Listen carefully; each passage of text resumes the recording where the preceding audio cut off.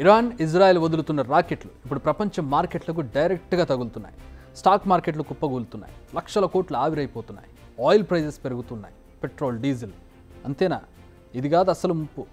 ఇదంతా just Iran missile launch చేసినందుకే.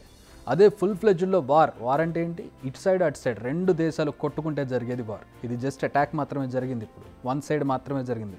Israel కూడా war start చేస్తే సినిమా మరోలా ఉంటుంది. ఇజ్రాయెల్ ఇరాన్ మధ్య ఫుల్ ఫ్లెడ్జ్గా వార్ జరగొద్దనే కోరుకోండి. అక్కడెక్కడో రెండు దేశాలు దాడులు చేసుకుంటే మనకు వచ్చిన నష్టం ఏంటి అనుకోకండి. అక్కడే ఉంది తిరకాసు. ఇప్పుడు ప్రపంచంలో ఎవరు తుమ్మినా మనకు జలుబు చేసే ఛాన్స్ ఉంది. ఇప్పుడు అదే జరుగుతోంది కూడా.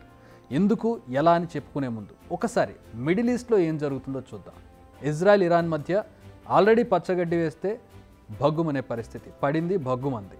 హెజ్బుల్లా చీఫ్ను చంపడంతో ఇరాన్ ఇప్పటికే ఇజ్రాయెల్పై మిజైల్ అటాక్ చేసింది. దీంతో ఇజ్రాయెల్ ఇప్పుడు కౌంటర్ అటాక్ ప్రిపేర్ అవుతోంది. కన్నుకు కన్ను, పన్నుకు పన్ను తీయాలనుకుంటారు. వార్నింగ్ కూడా ఇచ్చేశాడు ఆయన. బట్ ఇజ్రాయెల్ లెక్క రెట్టింపు ఉంటుంది. కన్నుకు 10 కన్నులు తీయాలనుకునే టైప్ ఇజ్రాయెల్. ఇప్పటికే అది అనేక సార్లు ప్రూవ్ చేసుకుంది కూడా. అందుకే ఇజ్రాయెల్ ఇప్పుడు ఏం చేయబోతోందా అని ప్రపంచం మొత్తం చూస్తోంది. ఆసక్తిగా, భయంగా. ప్రస్తుతం ఇజ్రాయెల్ ముందు 3 ఆప్షన్స్ ఉన్నాయి. ఒకటి, ఇరాన్ న్యూక్లియర్ సైట్స్పై దాడి చేయడం. లేదంటే ఇరాన్ ఆయిల్ రిఫైనరీలను టార్గెట్ చేసుకోవడం. ఇక ఆఖరికి ఇరాన్ మిలిటరీ కేంద్రాలపై దాడి చేయడం. First 2 deadly options. ఎందుకంటే అదే జరిగితే ప్రపంచ గతి మారిపోవడం ఖాయం. ఇరాన్ న్యూక్లియర్ సైట్స్పై దాడి చేయడం అంటే ఓ కొరివితో తలగొక్కున్నట్టు. అందుకే ఈ ఆప్షన్ను ఊకే చెప్పడం లేదు. ఎందుకంటే న్యూక్లియర్ సైట్స్ మీద దాడి చేస్తే అది ఒక ఇరాన్కే పరిమితం కాదు, భూమి మొత్తం నాశనం అవుతుంది. అమెరికా మద్దతు లేనిది ఈ తరహా దాడులు చేసే ఛాన్స్ తీసుకోలేదు ఇజ్రాయెల్. ఇక సెకండ్ ఆప్షన్, ఇరాన్ ఆయిల్ రిఫైనరీలపై దాడులు చేయడం. ఇరాన్ ప్రధానంగా ఆధారపడి ఉన్నది ఆయిల్ ఎక్స్పోర్ట్స్ మీద. ఇరాన్ నుంచే దేశాలకి అక్కడ ఆయిల్ ఎక్స్పోర్ట్ అవుతుంది. అక్కడ రిఫైనరీలు ఉంటాయి. వాటికి సంబంధించిన కార్యకలాపాలన్నీ జరుగుతుంటాయి. ఇవి ఇజ్రాయెల్కి అందుబాటులో ఉంటాయి. ఇరాన్ వద్ద 98 ఆయిల్ ఫీల్డ్స్ ఉన్నాయి. 10 ఆయిల్ రిఫైనరీలు ఉన్నాయి. ఆయిల్ ఫీల్డ్స్ అంటే ఆయిల్ రిగ్గింగ్ చేసేది, ఆయిల్ని బయటికి తీసేది. రిఫైనరీ అంటే దాన్ని ప్యూరిఫై చేసేది. వీటిపై మాత్రం దాడి చేస్తే ఇరాన్ను చావు దెబ్బతీసినట్టే. బట్ అదే జరిగితే ఇరాన్ చూస్తూ మాత్రం అసలు ఊరుకోదు. ఇప్పటికే అమెరికాకు డెడ్లీ వార్నింగ్ ఇచ్చింది ఇరాన్.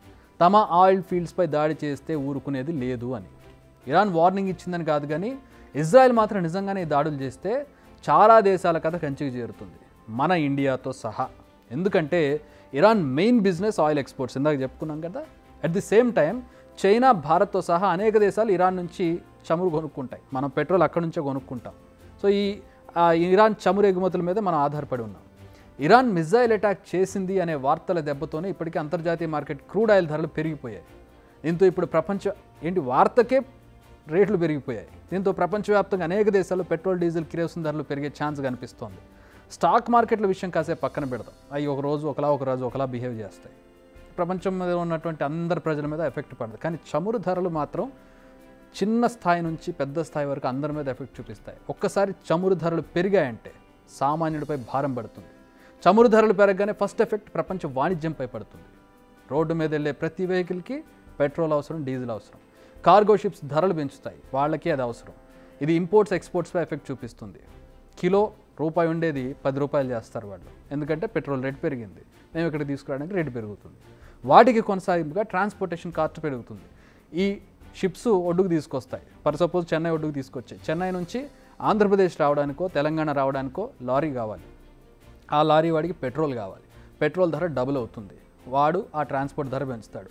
ఆ పెరిగిన ట్రాన్స్పోర్ట్ ధర మీ ఉల్లిపాయ మీదో, పప్పుల మీదో పడుతుంది. ఒక్కసారి ధరలు పెరిగాయంటే ఉప్పులు, పప్పుల దగ్గర నుంచి ప్రతి వస్తువు ధర పెరగడం ఖాయం. ఇది సామాన్యుడి జేబులపై ఎఫెక్ట్ చూపిస్తుంది. ఇప్పుడు ఇరాన్ దగ్గరకు వద్దాం. తమ ఆయిల్ ఫీల్డ్స్పై ఇజ్రాయెల్ దాడులు చేస్తే మాత్రం గల్ఫ్లో ఉన్న ఆయిల్ ఫీల్డ్స్పై దాడులు చేస్తాం అంటే వీళ్ళ ఆయిల్ ఫీల్డ్ మీద దాడి చేస్తే వీళ్ళు వాళ్ళ ఆయిల్ ఫీల్డ్ మీద దాడి చేస్తారు. చివరిగా నష్టపోయేది మనలాంటి దేశాలు. గల్ఫ్ అంటే ప్రపంచానికి క్రూడ్ ఆయిల్ ఎక్స్పోర్ట్ చేసే హబ్. అది మన అందరికీ తెలుసు. అక్కడ నుంచే మనకు పెట్రోల్, డీజిల్ వస్తాయని.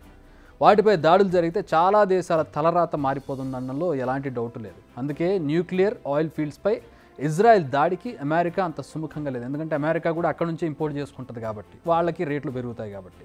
కానీ ఇక్కడ అమెరికా మాటలు నమ్మే పరిస్థితి లేదు. ఎందుకంటే మొదట లెబనాన్పై దాడులను అమెరికా వ్యతిరేకించింది. బట్ హెజ్బుల్లా చీఫ్ను మట్టుబెట్టగానే అభినందించింది. అందుకే అమెరికా మాటలను నమ్మేట్టుగా కనబడడం లేదు. ఇక యుద్ధ భయాలతో ఇప్పటికే స్టాక్ మార్కెట్లు కుప్పకూలాయి. ముఖ్యమంత్రి, ప్రధానమంత్రి తుమ్మితేనే స్టాక్ మార్కెట్లు పడిపోతాయి. అలాంటిది ఒక దేశం మీద ఇంకో దేశం ఏవైతే మెయిన్ ఎక్స్పోర్ట్స్ ఉన్నాయో, ఆయిల్ ఎక్స్పోర్ట్స్ ఉన్నాయి, ఆ దేశాలలో దాడులు జరుగుతున్నాయంటే ఆటోమేటిక్గా రెండు దేశాల మధ్య వార్ జరుగుతుందంటే ఖచ్చితంగా స్టాక్ మార్కెట్ల మీద ఎఫెక్ట్ పడుతుంది. వరల్డ్ స్టాక్ మార్కెట్ ఇండెక్స్లను చూస్తుంటే 1-2 తప్ప అన్ని ఇండెక్స్లు రెడ్ కలర్లోనే కనిపిస్తాయి. రెడ్ కలర్ అంటే పడిపోయాయని అర్థం. ఇక మన దలాల్ స్ట్రీట్ ఇండియాది, ఇది ఇరాన్ మిజైల్ పడినట్టుగా ఉంది పరిస్థితి. ఇన్వెస్టర్లు లక్షల కోట్ల సంపద ఆవిరైపోయింది ఒకటే రోజులో. ఇదంతా జస్ట్ యుద్ధ భయానికే, ఏది జస్ట్ 4 బాంబులు ఇజ్రాయెల్ మీద వేసినందుకే. ఇక యుద్ధమే జరిగితే పరిస్థితి మరింత చేయదాడడం ఖాయం. కానీ ఒక్క విషయం మాత్రం కన్ఫర్మ్, ఇజ్రాయెల్ మాత్రం చూస్తూ ఊరుకోదు, ఏదో ఒకటి మాత్రం ఖచ్చితంగా చేసి తీరుతుంది. అయితే ఏం చేస్తుంది అనే దానిపైన ఇప్పుడు నెక్స్ట్ ఏం జరగబోతుంది అనేది ఓ అంచనా. ప్రస్తుతం భారత్ పరిస్థితి కూడా అడకత్తెరలో పోక చెక్కలా మారింది. 2 దేశాలతో భారత్కు సత్సంబంధాలు ఉన్నాయి, ఇటు ఇజ్రాయెల్తో అటు ఇరాన్తో. ఆచితూచి అడుగులు వేస్తోంది, సంయమనం పాటించాలంటోంది, స్ట్రాటజికల్ స్టేట్మెంట్స్ ఉంటాయి కదా, అవి ఇస్తూ ఉంది మోడీ సర్కార్. బిగ్ టీవీ అవుట్లుక్ కథనాలు నచ్చితే వెంటనే బిగ్ టీవీ ఛానల్ ను సబ్స్క్రైబ్ చేయండి.